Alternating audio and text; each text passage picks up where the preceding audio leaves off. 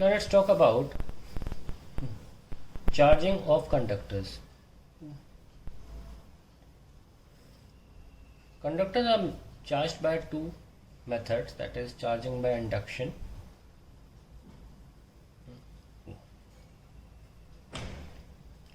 and दूसरा charging by conduction.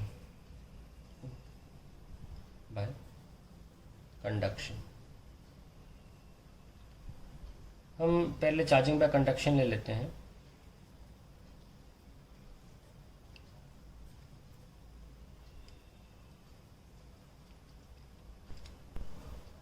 इसको ऐसे याद रख सकते हैं आप, चार्जिंग बाय टच.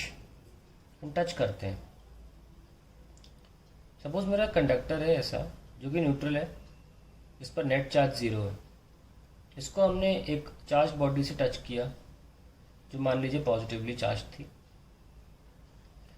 तो डिफरेंस इन इलेक्ट्रॉन कॉन्सेंट्रेशन की वजह से यहाँ पॉजिटिव है और यहाँ पर कुछ चार्ज नहीं है, तो यहाँ से इलेक्ट्रॉन यहाँ आ जाएंगे और अल्टीमेटली ये अपने कुछ इलेक्ट्रॉन खो देगा.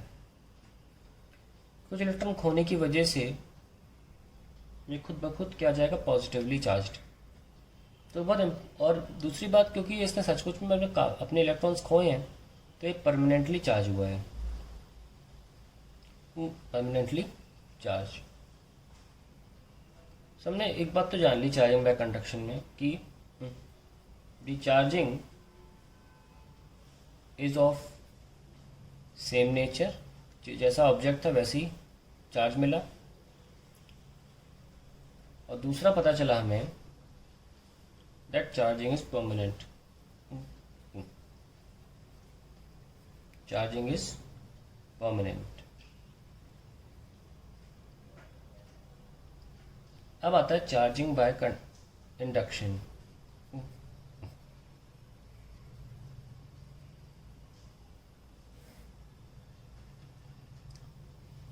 इसमें होता है बाय नॉट टचिंग, दूर से. ये मेरा मान लीजिए एक न्यूट्रल कंडक्टर है और मैं चार्ज बॉडी ले आता हूँ. तो ये चार्ज बॉडी की वजह से एक इलेक्ट्रिक फील्ड जनरेट होती है और इलेक्ट्रिक फील्ड प्लस से माइनस होती है इधर. तो यहाँ माइनस आ जाएगा और यहाँ प्लस, तो सेग्रीगेशन हो जाएगा और इलेक्ट्रिक फील्ड इसके अंदर जनरेट हो जाएगी opposite to the external. But the moment we remove this charged conductor near this conductor, away from it, तो क्या होगा कि ये प्लस माइनस दोबारा एक दूसरे को अट्रैक्ट कर लेंगे और फिर से ये न्यूट्रल हो जाएगा. जोड़े प्लस माइनस दोबारा बन जाएंगे और फिर से अपनी चार्जें खो देगा. तो हमने एक चीज़ देखी कि ये टेम्परेरी है. ठीक है. अब क्योंकि हमने इस एंड को चार्ज किया है, इस एंड ये एंड तो खुद ही हो गया, हमारा इशारा तो इस तरफ था, तो हम देख सकते हैं कि चार्जिंग ऑफ अपोजिट नेचर होती है. तो पहली चीज़ तो लिख लें टेम्परेरी चार्जिंग होती है. दूसरी चीज़ क्या है, चार्जिंग ऑफ डिफरेंट साइन, या charging of opposite nature. That is the concept about charging. Now let's talk about how much you can charge. What is the limit of charging a conductor? Suppose ये conductor है और आपने इसको किसी भी process से charge कर दिया, टच करके, चाहे इंडक्शन से, कंडक्शन से, डजेंट मैटर, बस चार्ज कर दिया. सपोज में चार्ज आ गया काफ़ी ज़्यादा. तो इस कंडक्टर ने बाहर, हम सब जानते हैं इलेक्ट्रिक फील्ड लाइन परपेंडिकुलर होती हैं, बाहर सरफेस से हमेशा परपेंडिकुलर होंगी, चाहे रैंडम सरफेस हो, अपनी इलेक्ट्रिक फील्ड छोड़ना शुरू कर दिया. जिसकी वजह से क्या हुआ कि आसपास की जो एयर थी, अगर मैं एयर में मान लो ये कंडक्टर एयर में है, वो आसपास के जो एयर के मॉलिक्यूल्स हैं वो पोलराइज होना शुरू हो जाते हैं. They start getting polarised. मान लीजिए प्लस है तो यहाँ माइनस हो जाएगा, ठीक है ना, और यहाँ प्लस आ जाएगा एंड सो ऑन। मैं सब में नहीं बना रहा हूँ, पर ऑब्वियस है। पर आपका मन नहीं कर रहा रुकने का, आप चाहते हैं कि हम इस कंडक्टर को और चार्ज करेंगे, तो आपने और चार्ज किया।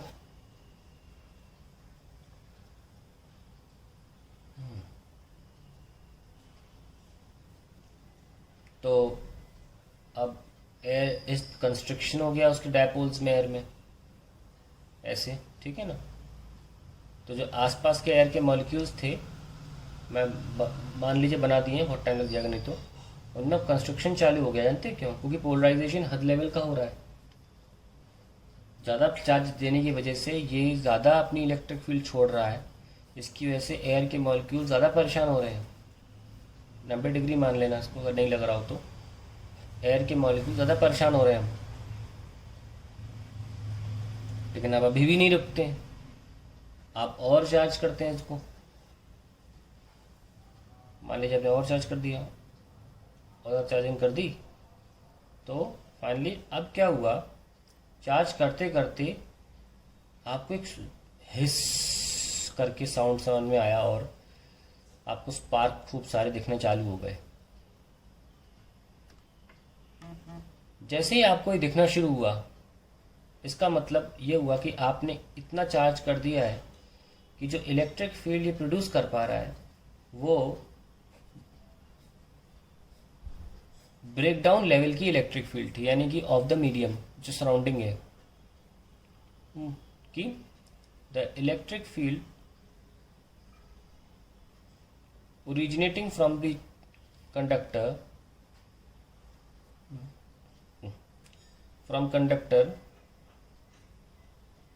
has reached the breakdown strength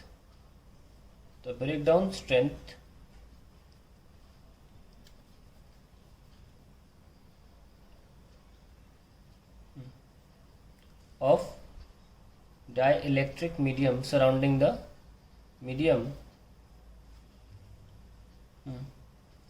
the metal। अब ब्रेक कर देंगे तो अब एयर जो है वो, उसका पूरा इलेक्ट्रॉन क्लाउड जो है वो फ्री हो चुका है, अब एयर कंडक्टिंग हो गई है। तो क्या है कि ये इलेक्ट्रॉन जो है ये सरफेस को न्यूट्रलाइज करने के लिए सरफेस पे आना शुरू करते हैं, और ये क्योंकि हवा में हो रहा है, नॉर्मली जो वायर में होता है ट्रैवलिंग ऑफ इलेक्ट्रॉन आपको नहीं दिखता, लेकिन क्योंकि हवा में हो रहा है तो आपको दिखेगा in the form of spark. So इसको अक्सर हम बोलते हैं कॉजिंग लीकेज ऑफ चार्ज। तो चार्ज लीकेज शुरू हो जाता है, और इसीलिए किसी भी मेटल को एक लेवल तक ही आप चार्ज कर सकते हैं। कहाँ तक कर सकते हैं?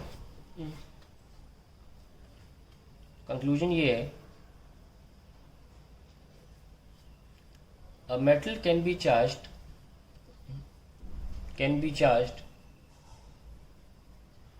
only up to that quantity at which the electric field due to the metal becomes equal to the dielectric strength of surrounding medium। if electric field conductor की, जिसको आप दे रहे हैं सरफेस पे, exceeds इलेक्ट्रिक फील्ड ब्रेकडाउन वाली EB of surrounding medium, the conductor can no longer have charge। उसके बाद charge leak करना शुरू कर जाएगा और वो आपको स्पार्क की फॉर्म में दिखेगा भी। और ये क्या होता है कि अगर आप रैंडम शेप, जैसे मैंने रैंडम शेप लिया था, मान लीजिए मैं एक थिन स्क्वायर प्लेट ले लूँ, थोड़ी सी थिकनेस मान भी लिया इसकी, अगर तो क्या होगा कि जो कॉर्नर्स हैं उस पर चार्जेस सबसे ज़्यादा होंगे, इसलिए क्योंकि कॉर्नर्स पे रेडियस ऑफ कर्वेचर बहुत कम होता है और फ्लैट सरफेस पे दूर दूर। तो यहाँ पे इलेक्ट्रिक फील्ड ज़्यादा होगी, तो ये रीजन्स होंगे जो पहले डाइलेक्ट्रिक ब्रेकडाउन की इलेक्ट्रिक फील्ड को अचीव कर लेंगे। अब ऐसा नहीं कि कंडक्टर के लिए सेम होता है डाइलेक्ट्रिक, मतलब सेम होता है वो इलेक्ट्रिक फील्ड जब तक या वो चार्ज जितना आप उसे दे सकते हैं। मान लीजिए कोई कंडक्टर का शेप ऐसा है या मान लीजिए रैंडम शेप है, तो due to different radius of curvatures different charge density is there at different points. जैसे कि ये कॉर्नर्स दे दिए मैंने बाकायदा, यहाँ तो बड़ी घातक लेवल की इलेक्ट्रिक फील्ड जनरेट हो जाएगी बहुत पहले, क्योंकि यहाँ का रेडियस ऑफ कर्वेचर तो बिल्कुल ना के बराबर है। तो यहाँ पर इलेक्ट्रिक फील्ड शायद वो ब्रेकडाउन इलेक्ट्रिक फील्ड जो मीडियम की है पहले अचीव कर ले और यहाँ से स्पार्किंग शुरू हो जाए। इसीलिए ये कहा जाता है दैट द स्पार्किंग, जो स्पार्किंग होती है स्टार्ट्स एट पॉइंटेड और शार्प एंड्स और एजेस। और इस ये जो दिखता है हमको, यहाँ पे मान लीजिए हम एक पॉइंटेड एंड ले लें और इसको हम पॉजिटिव चार्ज दे रहे हैं, थोड़ी देर में क्या होगा कि यहाँ से स्पार्क जनरेट होगा। स्पार्क तो जो दिख रहा है वो है, और जो उसको दूसरा नाम भी दिया जाता है वो होता है कोरोना डिस्चार्ज। कोरोना डिस्चार्ज जो होता है वो होता है कि स्पार्क जो है जब हो रहा होता है तो क्राउन की तरह लगता है, और हम जानते हैं कोरोना जो वर्ड है वो क्राउन की तरह है। So spark looks like a crown, इसलिए इसका नाम जो है वो कोरोना डिस्चार्ज रखा गया था। तो ये सब इंपॉर्टेंट चीज़ें हैं आपकी कंडक्टर को लेकर। When you charge it and there is a limit to which you can charge a conductor. हल्का से एक इशारा करता हूँ इस बात को कि आप कैपेसिटर थोड़ा बहुत जानते होंगे कि कैपेसिटर की भी एक लिमिट होती है चार्ज करने की। जानते हैं क्यों? वो खुद भी कंडक्टर से बनता है, इसीलिए कैपेसिटर की एक लिमिट होती है। आप एक कैपेसिटर को एक लेवल के ऊपर चार्ज नहीं कर सकते, ठीक है ना। तो ये यहाँ से समझ में आता है कि क्यों नहीं कर सकते।